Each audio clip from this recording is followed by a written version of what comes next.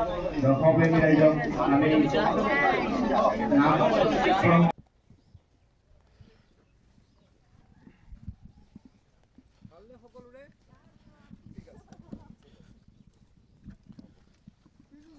জিন্দাবাদ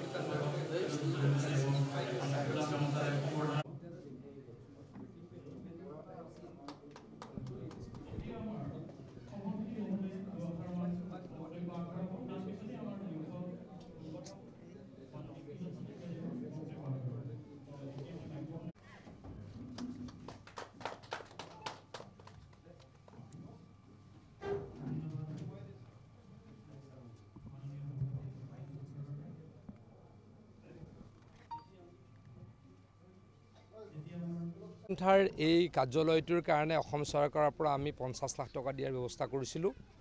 আজিৰ পৰা 2 বছৰো নোহোৱা নাই, 1.5 বছৰমান আগতে খুব সোনকালে এই অফিচটো বনোৱা হ'ল। এই অফিচটো ৰাইজৰ কাৰণে উচৰ্গা কৰিবলৈ পাই অত্যন্ত সুখী হ'লোঁ।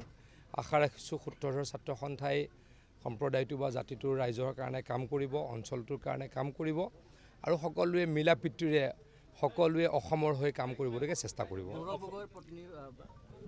অলপ আগত আৰু এটা টুইট কৰিলে মুখ্যমন্ত্ৰী 5 মিনিট আগত আইএছএল লিংকৰ কথা কৈছে আৰু সৰসৰ দেখা যাওক কথাবিলাক ওলাই আছে, সময়ত ৰাইজে গম পাব। মই দেখিয়ে আছোঁ এইবিলাক কথাবিলাকটোতো অলপ চিৰিয়াছ, এতিয়া সময়ত কমেণ্ট কৰিম।